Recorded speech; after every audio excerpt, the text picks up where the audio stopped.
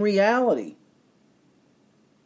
More prospects. Bobby Bradley for the Indians. Remember, he was called up. He's now back down in AAA. He's gone 8 for 45 for Cleveland. Striking out a lot. Sent back to Columbus. He went 2 for 4 last night with a homer and 2 RBIs. His 25th home run of the season. He's 23 years old. He was a third-round pick in 2014. He's on the fringe, of course, of coming back up again. We talked about Robert. I mean, he's on my list twice. Isan Diaz for the Marlins. He's going to be up as well. 2 for 5. Starlin Castro is going to get traded. He's been hot. They're going to trade him. And Isan Diaz went 2 for 5 last night with a homer and an RBI for AAA New Orleans.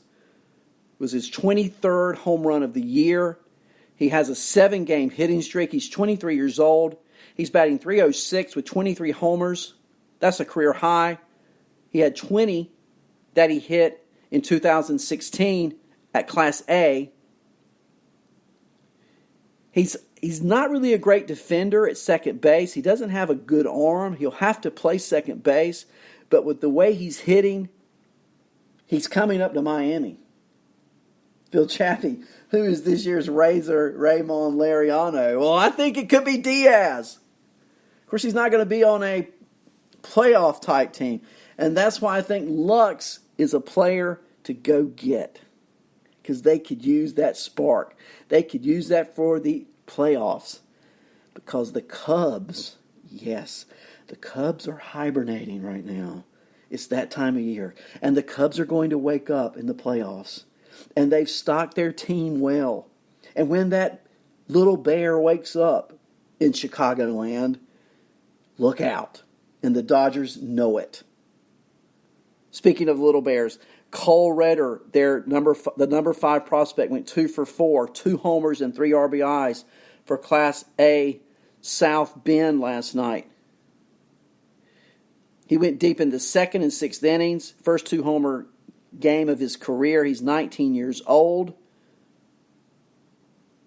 Just a thought. Other players in the minor leagues. I want to go back to Lux, though, just a second. His last 5 games, I can't leave him alone this morning, right?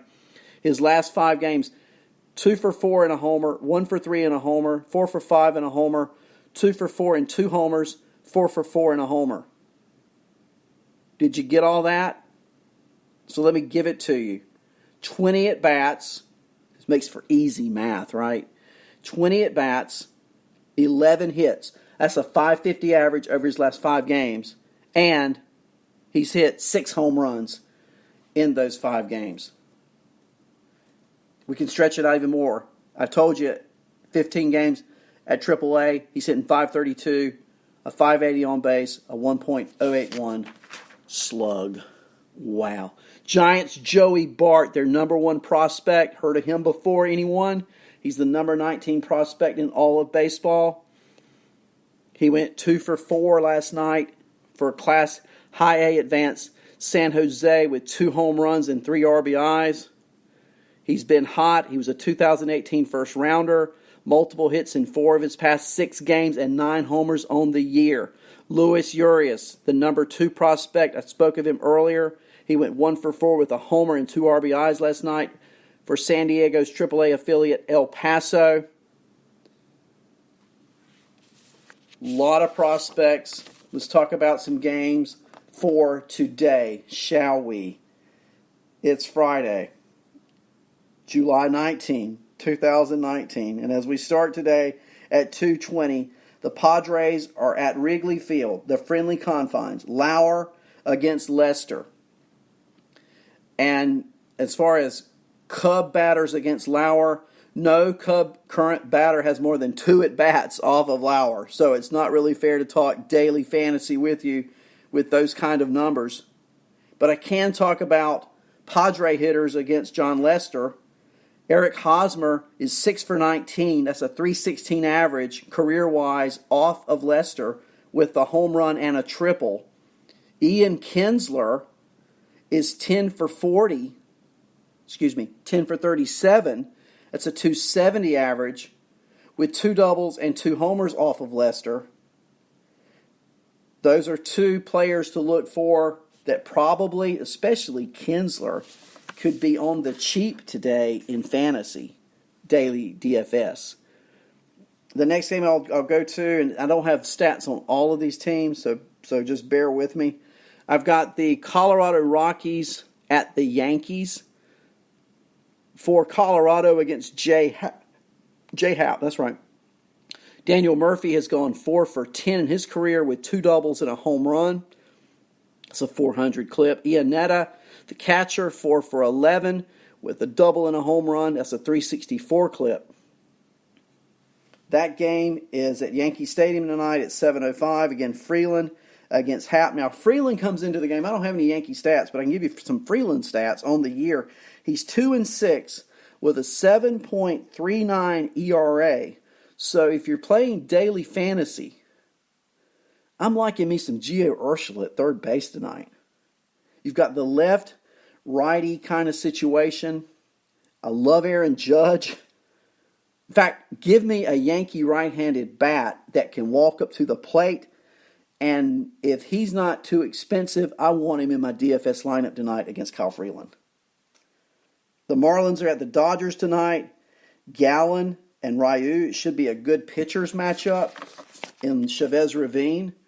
I don't have any significant stats to give you on or for either team. I can tell you, this is not positive, that Martin Prado is not a player you probably want. He's 3 for 18 career-wise off of Ryu. The Pirates and Phillies square off in PNC Park in Pittsburgh. Jake Arrieta, who has struggled mightily of late. He's 8-7 on the year with a 4.54 ERA. He goes up against Jordan Lyles, who's also struggled mightily of late. He's 5-6 with a 5.16 ERA. Remember at one point when Lyles was an ERA king? But not lately. Not lately at all. The Phillies, Segura is 6 for 15 in his career off of Jordan Lyles. For the Pirates, Josh Bell 7 for 21 off of Arrieta. Sterling Marte 12 for 39. That's a 3.08 average with 2 homers off of Arrieta. 2 players I would certainly look for today in DFS. Let's look at the chat room real quick as we go through the rest of these games momentarily. Maupal, Phil Chappie. I don't know who Guest Daryl is, but I'll just simply respond. Guest Daryl, if you'd like to register and become part of our chat room, it would be great. And then we will know who you are. And if you're interested in filling in for Lenny and would like to try to do that when he's off, I'm sure he would consider that. Maybe you have some information that would be much better than what I'm doing. And if so, certainly we'd love to put that on the air. If it's better, we're always ready to improve. And let's see what else. Maupal says it's 100 degrees and 90% humidity in Chicago today. Wonder what wind is blowing. Check the weather. That is a great question. So let's do that. It's a great thing about live radio, right? And I don't think there's anybody following me. If anybody's following me, let me know. I'm probably going to go a little bit over this morning. But if I can get some things to work on my computer, which I can't right now, I was going to let you know what was going on with the winds in Chicago. I can't tell you, but I'll see if I can pull that up. If anybody knows the winds in Chicago today, please let me know, and we'll pass that information along. I gave you the Philadelphia-Pittsburgh batters. The Cardinals, they are in Cincinnati at Great American Ballpark. Wainwright against Tyler Mahle. And so let's look at some stats there. Joey Votto is 15 for 49, 5 doubles, 3 home runs, 8 RBIs, and 7 walks in his career off of Wainwright. That's a 3.06 average with a 995 OPS. Antonio Suarez is 4 for 14. He's homered in 3 straight games. And that's a 286 average off of Wainwright. But in his, going on right now, homers in 3 straight games, that game being at Cincinnati, I kind of like Suarez today in that situation. Scooter Gennett is 8 for 28. That's a 286 average.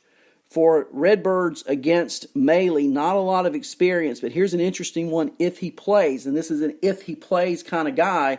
Jose Martinez is 5 for 9 off of Maley. Remember, O'Neill has hits in 6 consecutive games and multiple hits in 4 of those. Tyler O'Neill is a man on fire right now. And if I'm looking at having a Cardinal in my lineup, I start and I finish with Tyler O'Neill. No doubt about it. Looking at his stats here these few games I'm telling you about, just get them to you real quick. He 2 for 4 yesterday, 2 for 4. I mean, he's 2 for 4, 2 for 4, 2 for 4, 3 for 4, 1 for 4. And 3 home runs and 7 RBIs in those 5 games. He's up his average to 322. He's playing every day now. He is a gotta have in fantasy. And, the thing is, the Cardinals have been winning of late. They're hot. They're not going to put him on the bench. Come on. This kid he's a 40-homer potential bat, and he's finally getting a chance to play, and he's showing why he should be given that chance. Washington and Atlanta, we've already talked about those stats, so I won't go through those again. Texas is at Houston. It's Mike Minor, who's on the trade block, and Atlanta even said they wouldn't mind having him back, but there have been no negotiations so far to that point. I don't know. But can you imagine Minor, if he has the numbers he has pitching in a ballpark like Texas, which is a hitter's haven, if he went back to Atlanta before the trade deadline, the Braves will have certainly improved their pitching. Minor seems to have overcome injury bugs that have always bothered him. I'm sure the Braves have some prospects. They're loaded that Texas wouldn't mind taking off their hands. Look for that to happen. Against the Astros, Tyler White's 4 for 10. And the Astros seem to just have this love fest with Tyler White. Maybe with this 400 average career-wise against Minor, he'll do something today. Gurriel is 7 for 19 off of Minor with 2 homers. That's a 368 average. George Springer is 9 for 22 with a homer. That's a 409 average. Altuve, 8 for 20, a 400 average. Bregman, 6 for 22, a homer, a 273 average. What I'm getting at here, the Astros hit Minor really well. Of course, baseball, who knows? But historically, they're hitting 302 as a team off of him in their collective careers.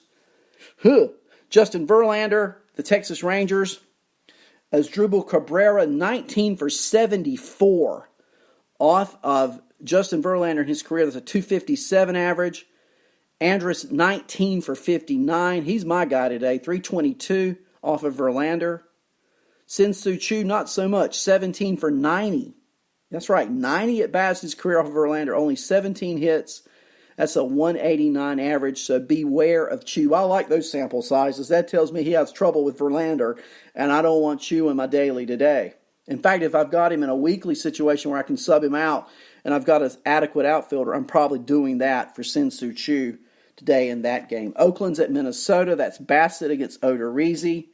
No real significant stats there other than to tell you Chris Davis does not fare well against Odorizzi, guys. He's 6 for 13. In fact, Chris Davis is not faring well much this year. And if you're a fantasy owner of Chris Davis, what are you doing with him right now? We always look at Chris Davis as being one of these that will hit, 45 homers, but he's only going to hit around 235 or 240. Well, that's not where we are this year. And that's Chris with a KHRIS. He's at 232 all right, but he's only got 16 homers. He's 1 for 4 in his last 2 games. Are you a Chris Davis owner? And are you satisfied with what you've gotten so far? Yeah, no 247 this year. He's 15 points below that at 232. I'm not an owner, but if I were, I'd be very disappointed in what I'm getting from Chris Davis. So, let's see. Looking in the chat room, Jack Youngblood says the winds are blowing out today in Chicago. Wow. So the comment later is Jack says it could be a 12-11 game. I missed those. Remember years ago when it was 23-22, the Phillies and the Cubs?